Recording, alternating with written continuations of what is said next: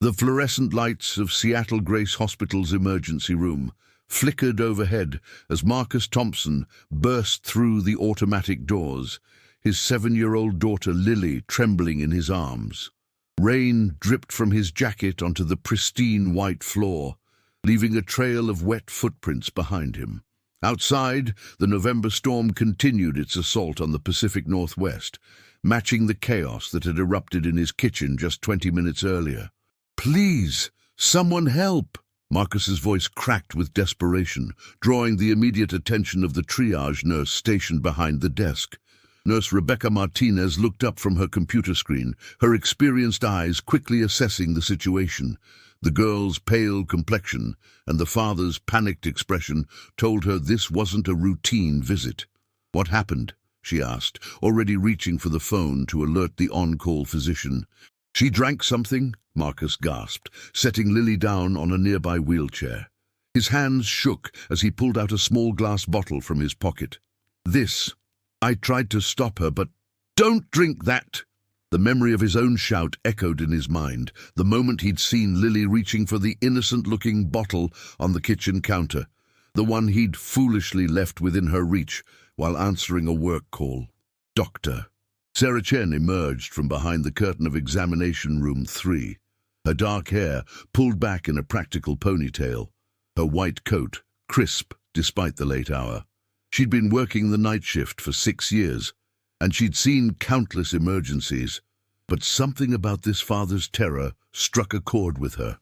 "Bring her in here now," Dr. Chen commanded, gesturing toward the nearest empty examination room. As Marcus lifted Lily again, the doctor caught sight of the bottle in his hand. Her expression shifted almost imperceptibly, a flash of recognition crossing her features before she masked it with professional composure. Inside the examination room, Marcus carefully placed Lily on the bed, while Dr. Chen immediately began checking vital signs.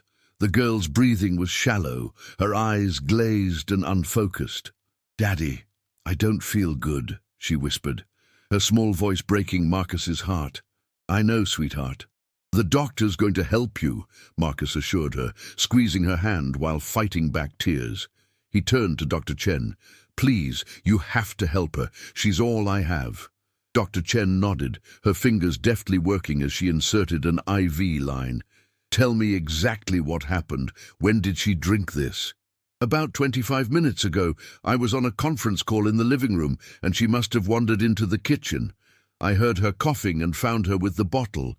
Marcus ran his hand through his wet hair, guilt washing over him like the rain outside. "I should have been watching her more carefully.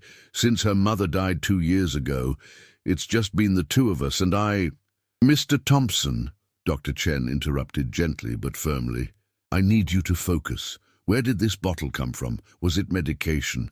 Cleaning supplies?" Marcus handed her the bottle, his hand trembling. "It's been in our medicine cabinet for about a week. A colleague gave it to me. Said it would help with my insomnia. I've been having trouble sleeping since taking on this new project at work." Dr. Chen held the bottle up to the light, her jaw tightening as she read the faded label. The liquid inside was amber-colored, unremarkable to an untrained eye, but her reaction suggested otherwise. She set it down carefully on the stainless steel tray, as if it were something dangerous, something that required delicate handling. "Nurse Martinez, I need a gastric lavage kit, activated charcoal, and call toxicology immediately," Dr. Chen ordered, her voice steady but urgent. "And page Dr. Williams from the administration office. Tell him it's code red." Rebecca's eyes widened slightly at the unusual request, but she nodded and hurried out. Marcus felt his stomach drop. "Code red? What does that mean? Is she going to be okay?" "Doctor?" Chen turned to him, her expression carefully neutral, but something flickered in her eyes. Concern mixed with something else. Anger? Fear? "Mr. Thompson, I need you to be completely honest with me.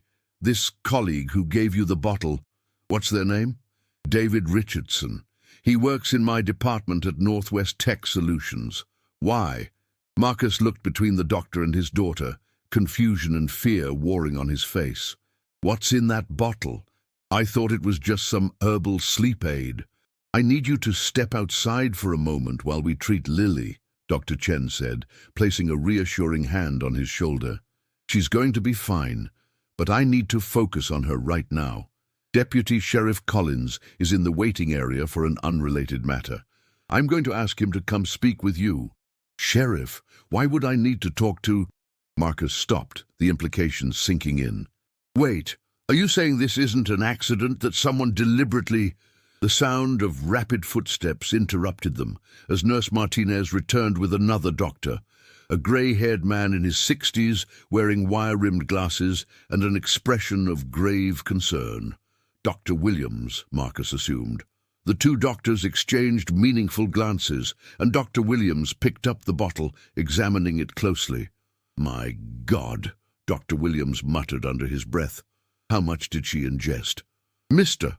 Thompson estimates about a tablespoon, possibly less, Dr. Chen replied, already preparing the gastric lavage equipment. We're within the window for intervention. Marcus felt like the walls were closing in. Someone please tell me what's happening. Dr. Williams set the bottle down and turned to Marcus, his weathered face serious. Mr. Thompson, I need you to listen carefully. This isn't a sleep aid. What's in this bottle is a substance we've been tracking in this region for the past 3 months. We've had 4 other cases come through this hospital and others in the Seattle area, all presenting with similar circumstances. Adults receiving these bottles from acquaintances or colleagues, claiming they're natural remedies. The room seemed to spin around Marcus. But David, he's been my friend for 5 years. Why would he... That's what law enforcement needs to determine, Dr. Williams continued. But right now, our priority is your daughter. Dr. Chen is one of the best toxicologists in the state. Lily is in excellent hands, but we need you to provide the sheriff with every detail you can remember about this David Richardson and how you came to have this bottle. Through the fog of shock and fear, Marcus watched as Dr. Chen worked swiftly and efficiently, her hands steady as she treated his little girl. Lily's eyes had closed, and for a terrifying moment, Marcus thought the worst, but the steady beep of the heart monitor reassured him that she was still fighting. Nurse Martinez appeared at his elbow, gently guiding him toward the door. Come with me, Mr. Thompson. Let them work. I promise you, Dr. Chen won't let anything happen to your daughter. As Marcus reluctantly allowed himself to be led from the room, he caught one last glimpse of the bottle sitting on the steel tray, its innocent appearance belying whatever dark secret it contained. In the waiting area, a uniformed officer stood from his chair, notebook already in hand, his expression professional but sympathetic. Mr. Thompson, I'm Deputy Sheriff Mike Collins. I understand you've had quite a night.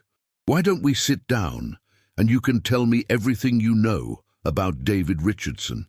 Marcus sank into the plastic chair, his mind racing through every interaction he'd had with David over the past week, searching for signs he'd missed, warnings he'd ignored. Outside, the storm continued to rage, but inside the hospital, a different kind of storm was just beginning to unfold.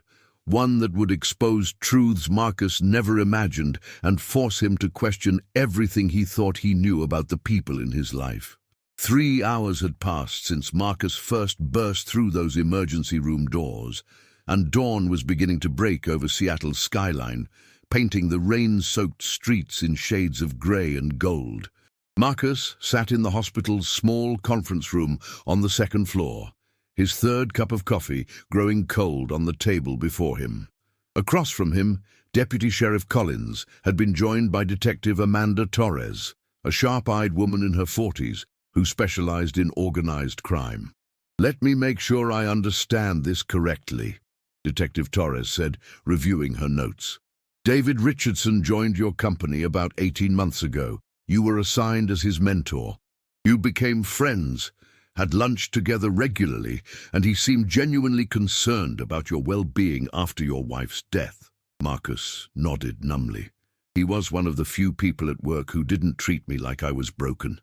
After Sarah died, everyone walked on eggshells around me. But David, he'd just listen. He lost his wife to cancer 5 years ago, so he understood.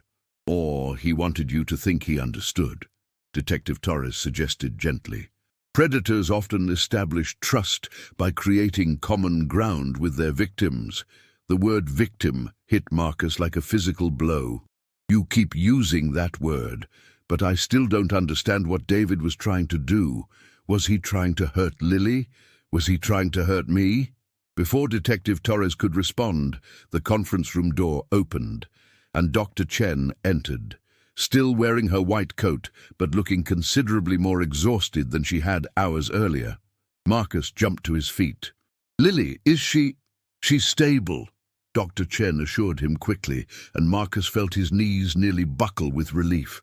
"We've successfully removed most of the substance from her system, and we're monitoring her closely. She's sleeping now, which is the best thing for her. You can see her in about an hour." Marcus sank back into his chair, covering his face with his hands. "Thank God. Thank God." Dr. Chen pulled out a chair and sat down, placing a manila folder on the table. "Mr. Thompson, Detective Torres, I need to explain what we're dealing with here. The substance in that bottle is a highly sophisticated compound, not something you'd find in any legitimate pharmacy or health food store." She opened the folder, revealing several printed pages of chemical formulas and medical reports. "Our lab rushed the analysis, and we've confirmed it matches the samples from the 4 other cases Dr. Williams mentioned. It's a designer drug, essentially, a mixture of sedatives, cognitive inhibitors, and some compounds we're still working to fully identify." Detective Torres leaned forward, her expression intense. "What's its intended effect?" "That's the disturbing part," Dr. Chen continued. "In adults, at the recommended dosage that victims reported being told to take, it creates a state of heightened suggestibility combined with memory impairment. Users remain conscious and functional, but their decision-making becomes severely compromised, and they often have little to no memory of what they did while under the influence." Marcus felt a chill run down his spine. "You're saying it's like a date rape drug?" "More sophisticated than that," Dr. Chen explained. "The effects can last for several hours, and the person appears relatively normal to casual observers. They can walk, talk, and perform complex tasks. But their judgment is severely impaired, and they're extremely vulnerable to suggestion and manipulation." Detective Torres tapped her pen against her notebook. "And the 4 other victims? What happened to them?" Dr. Chen's expression darkened. 2 were found wandering near ATM machines after withdrawing and transferring large sums of money, transactions they had no memory of making. 1 signed over power of attorney for his elderly mother's estate to someone he barely knew. The 4th case was a woman who woke up to find her apartment cleaned out of valuables and her credit cards maxed out. In all cases, they reported being given similar bottles by people they considered friends or trusted acquaintances. Marcus felt sick. "But Lily drank it, not me. Why would he—" "We think the bottle was meant for you," Detective Torres interjected. 7-year-olds aren't typically targets for this kind of crime. "You mentioned David gave you the bottle last week. Had he been asking you to try it?" Marcus thought back, his mind still foggy with exhaustion and stress.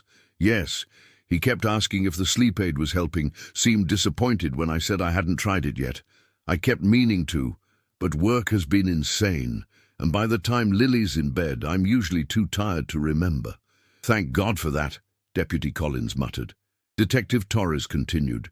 "Mr. Thompson, I need to ask you some specific questions. In the past few months, has David asked you about your finances, your home, any assets you might have?" Marcus frowned, trying to recall. "He knew I owned my house outright. It was paid off with Sarah's life insurance. We talked about that once. And he knew about the settlement from the car accident that killed her. It wasn't a huge amount, but enough to secure Lily's future." "How much are we talking about?" Torres asked. "About 250,000 in a trust fund for Lily's education and future." Marcus paused, a memory surfacing. "Actually, about 2 weeks ago, David suggested I move that money into a new investment opportunity he'd heard about. Some tech startup that was about to go public. He said he was investing his own money and could get me in on the ground floor. Detective Torres and Deputy Collins exchanged significant glances. "Did you give him any account information?" Torres asked urgently. "No, I said I'd think about it. I'm pretty cautious with Lily's money. It's all she has left from her mother." Marcus felt a wave of nausea as the implications became clear. Oh, God. If I had taken that drug, he could have convinced me to transfer it all to him, couldn't he? Most likely, Dr. Chen confirmed. The substance is designed to lower inhibitions and override rational thinking while maintaining enough cognitive function to perform tasks like banking transactions or signing documents. Marcus stood abruptly, pacing to the window. The city was fully awake now, people hurrying to work, traffic building on the streets below. Normal people living normal lives, unaware of the predators moving among them. I don't understand. Why would David do this? He has a good job. He didn't seem desperate for money. That's what we need to find out, Detective Torres said, standing as well. Mr. Thompson, I'm going to be honest with you. This investigation is bigger than just what happened to you and Lily. We believe there's an organized network behind this.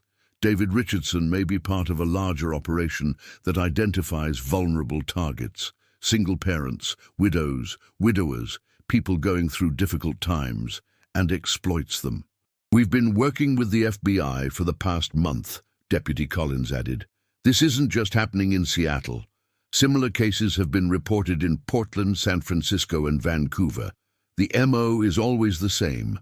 Befriend someone vulnerable, gain their trust, provide them with this substance disguised as a helpful remedy, then exploit them while they're under its influence. Marcus turned from the window, his jaw set with determination despite his exhaustion. What do you need from me? Detective Torres smiled slightly. The first time Marcus had seen anything but professional severity on her face. First, I need you to go be with your daughter.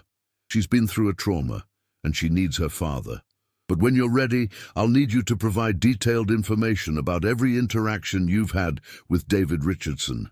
Emails, text messages, phone calls, places you met, everything.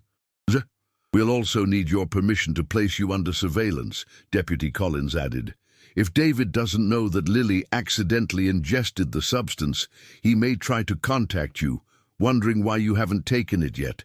We can't tip him off that we're onto him. Whatever you need, Marcus said firmly. I want this bastard caught, and if there are others like him out there, I want them stopped before they hurt someone else's family. Dr. Chen stood, gathering her folder. There's one more thing you should know, Mr. Thompson. Lily is going to be fine physically, but this experience may be traumatic for her. I'm recommending follow-up with a child psychologist.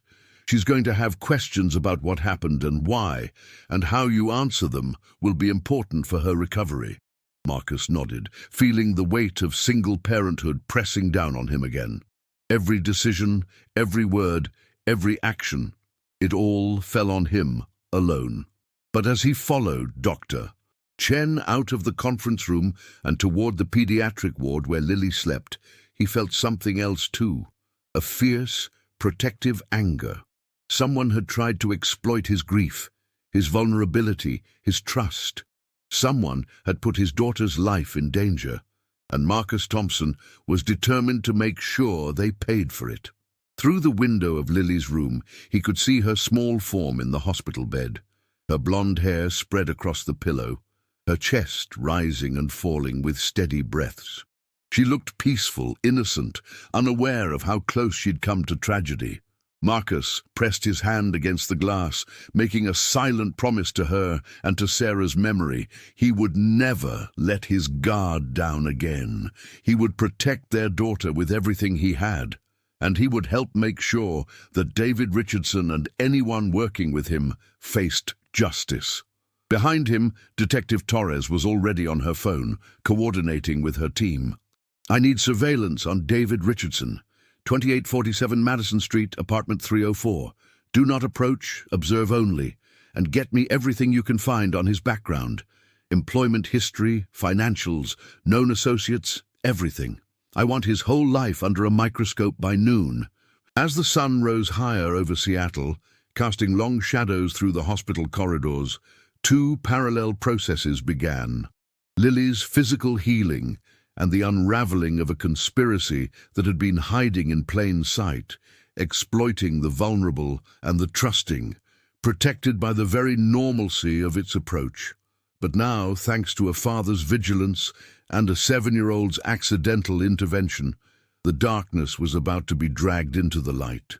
5 days later, Marcus sat in the same conference room, but this time the atmosphere was charged with anticipation rather than fear.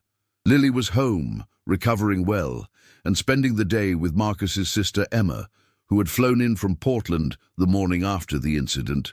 The conference room had been transformed into a command center, with Detective Torres and 3 FBI agents surrounding a table covered with documents, photographs, and electronic equipment. "Thank you for coming in, Mr. Thompson," said Agent Frank Morrison, a veteran FBI investigator with silver hair and a reputation for taking down complex criminal enterprises. "We have significant developments to share, and we need your help with the final phase of this operation." Marcus settled into his chair, his eyes drawn to a series of photographs pinned to a corkboard behind Agent Morrison. He recognized David Richardson's face among them, but there were at least a dozen other people, their faces connected by red string in a web-like pattern. "You've found others?" "We've uncovered an entire network," Detective Torres said, her voice carrying a note of grim satisfaction. "And it's bigger than we initially thought. David Richardson isn't his real name. He's actually Daniel Richter, a former pharmaceutical sales representative who was fired 6 years ago for falsifying prescription records." Agent Morrison continued. "After losing his job, Richter connected with a chemist named Patricia Volkov, who had been developing what she marketed to him as a compliance enhancement compound. Together, they recruited others and created a sophisticated operation targeting vulnerable individuals across the Pacific Northwest and beyond." "How many victims?" Marcus asked, his voice tight. "We've confirmed 37 cases over the past 3 years, said Agent Jennifer Park, a specialist in financial crimes. "But we believe there may be many more who either didn't realize they'd been victimized or were too embarrassed to come forward. The total financial losses we can document exceed $4 million. Marcus felt the blood drain from his face. $4 million. 37 families destroyed. All because of predators like Daniel, whoever he was. How did they get away with it for so long? "They were smart," Detective Torres admitted. "They never hit the same city too heavily. They carefully selected victims who were isolated, going through difficult times, and unlikely to have strong support networks that might notice unusual behavior. And they used the substance sparingly. 1 or 2 doses per victim was usually enough to accomplish their goals before moving on." Agent Morrison pulled out a thick file and opened it in front of Marcus. "This is Daniel Richter's employment record at your company. The real Daniel Richter, the person whose identity he stole, died in a car accident in Nevada 3 years ago. Our suspect used his credentials to build a false identity, complete with forged references and work history." "Your company's background check didn't catch it?" Marcus asked, incredulous. "They're not alone in that," Agent Park said. "The forgeries were exceptionally good. We're talking professional-grade document fraud. The real question is how he got hired at Northwest Tech Solutions specifically, and that's where things get interesting." Detective Torres leaned forward, her eyes intense. "Mr. Thompson, do you know someone named Margaret Chen?" Marcus blinked in surprise. "Margaret? Yes, she's our HR director. She's been with the company for almost 20 years. What does she—" He stopped, his eyes widening. "No. You can't be serious. We've been monitoring her communications for the past 3 days, Agent Morrison said. Margaret Chen has been receiving payments from an offshore account controlled by Patricia Volkov. We believe she was a recruiter for the network, identifying potential targets within the company, and then facilitating Richter's placement as their mentor or colleague. Marcus felt his understanding of reality shifting again. Margaret Chen had hired him 10 years ago, had promoted him twice, had sent flowers when Sarah died, had personally assigned David as his mentor when the new project started. Every kindness, every gesture of support, had it all been manipulation?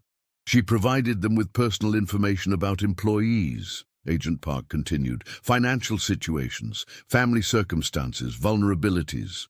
When someone in the company seemed like a good target, recently widowed, divorced, facing financial stress, she would arrange for Richter or one of his associates to be placed in their orbit. How many people at Northwest Tech were targeted? Marcus asked.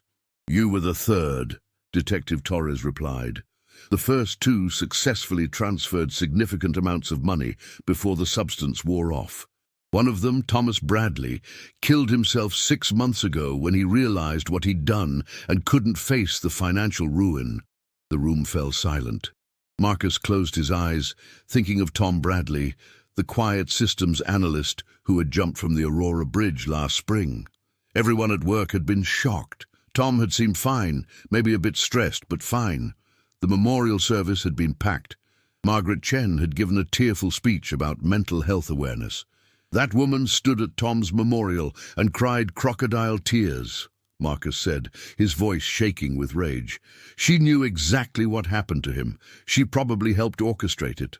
We believe so, Agent Morrison confirmed, and we're going to make sure she and everyone else involved faces justice, but we need your help, Mr. Thompson. Daniel Richter doesn't know that we're onto him. He's been trying to contact you, hasn't he? Marcus nodded. 7 calls and 12 text messages. I haven't responded like you told me. He keeps asking if the sleep aid is helping, suggesting we meet for lunch. Here's what we need, Detective Torres said, pushing a document across the table. We need you to agree to a controlled meeting with Richter. We'll be there watching and listening. We need him to incriminate himself on record, discussing the substance and his intentions. Marcus looked at the consent form, his hand trembling slightly as he picked up the pen. When? Tomorrow. Lunch at the Columbia Tower Club, where you've met him before. It's public, safe, and easy for us to monitor. Agent Morrison's expression softened. I know we're asking a lot, Mr. Thompson. You've already been through hell. But your cooperation could help us take down the entire network and prevent this from happening to other families. Marcus thought of Lily, home with Emma, still occasionally having nightmares about the hospital. He thought of Tom Bradley's widow, who had moved back to Ohio with her children after Tom's death, unable to face Seattle anymore. He thought of the 37 documented victims and the unknown number who had suffered in silence. I'll do it, he said, signing the form with a firm hand. When do we start? The next day, Marcus sat at a table by the window in the Columbia Tower Club, 76 floors above the Seattle streets, his heart pounding despite the wire taped to his chest beneath his shirt. His phone sat on the table between his water glass and the breadbasket, its recording app hidden beneath a benign-looking home screen. Daniel Richter arrived right on time, his false smile warm and concerned. Marcus, man, I've been worried about you. You haven't been returning my calls. Sorry, Marcus said, forcing himself to sound casual. It's been a crazy week. Lily had a stomach bug, and you know how it is with single parenting. When they're sick, everything else falls apart. Of course. Richter settled into his chair, his eyes scanning Marcus's face. Did you get a chance to try the sleep aid I gave you? I really think it would help with your insomnia. Actually, funny story, Marcus said, following the script he'd rehearsed with Detective Torres. I finally tried it last night, poured myself a dose, but then I got distracted by a work email and forgot about it. Found the glass this morning and dumped it out. I should probably try again tonight. He watched Richter's face carefully. There, a flash of frustration quickly masked. You should definitely try it tonight, Richter said, his voice carrying a subtle edge of urgency. The effects are best if you take it and then just relax. Let yourself be open to whatever comes. Don't fight it. Don't fight it? Marcus repeated, knowing the agents listening needed clear statements. What do you mean? Richter leaned forward, lowering his voice conspiratorially.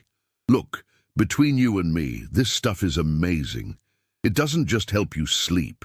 It helps you let go of stress, anxiety, all those walls we build up. You'll feel more open to new possibilities, new opportunities. Like that investment opportunity you mentioned? Marcus prompted. Exactly.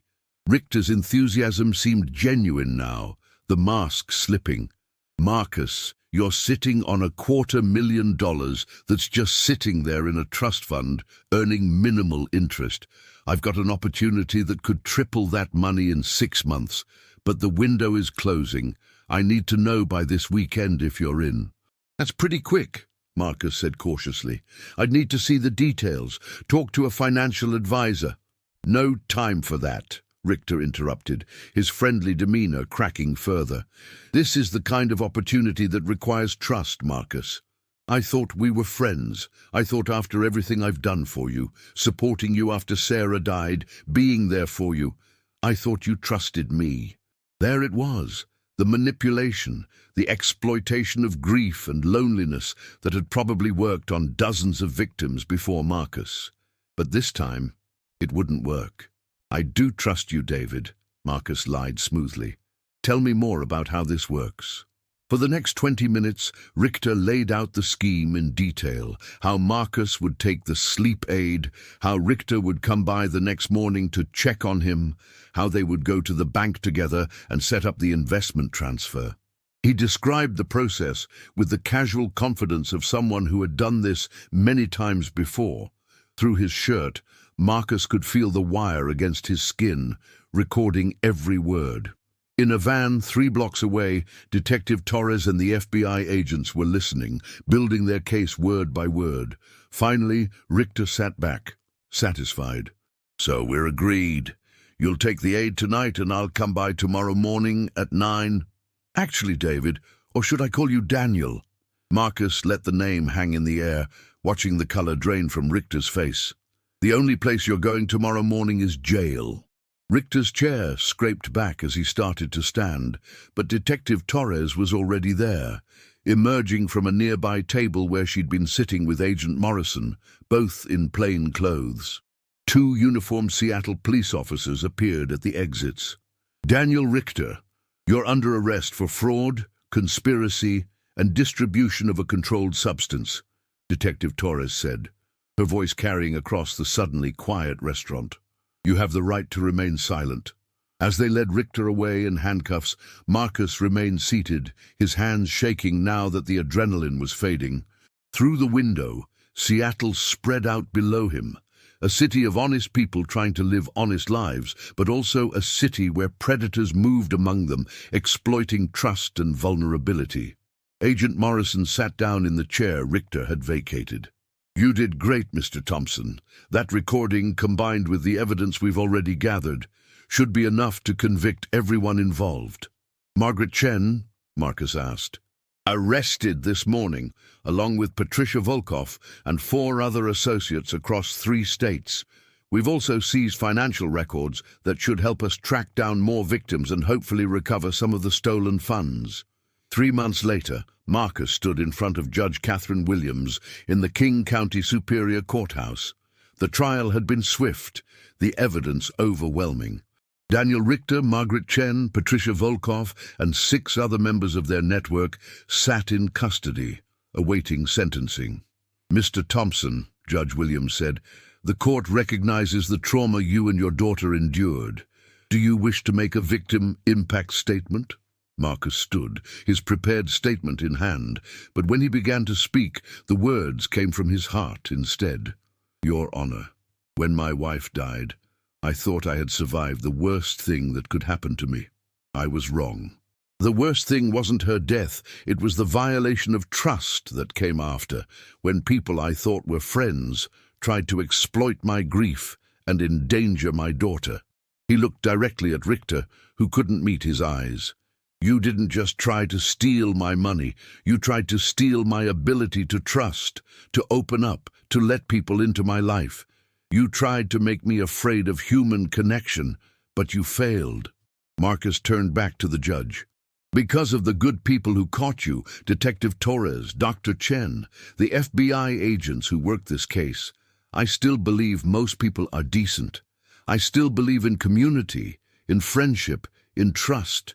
You didn't break me, and you didn't break my daughter. We're stronger now than we were before." Judge Williams nodded approvingly. "Thank you, Mr. Thompson. Before I pass sentence, I want to address the defendants directly. You preyed upon people at their most vulnerable moments. You weaponized human kindness and trust. You turned friendship into a trap and compassion into a liability. This court finds your actions particularly reprehensible." The sentences were severe. 15 years for Richter, 12 for Chen, 18 for Volkov, who had created the substance. The others received varying terms based on their level of involvement. As Marcus left the courthouse, he found Detective Torres waiting on the steps. "How are you holding up?" she asked. "Better," Marcus admitted. "Lily's doing well in therapy. We found a good support group for families who've been through trauma, and Northwest Tech has implemented new background check procedures and partnered with local law enforcement to train employees on recognizing manipulation tactics."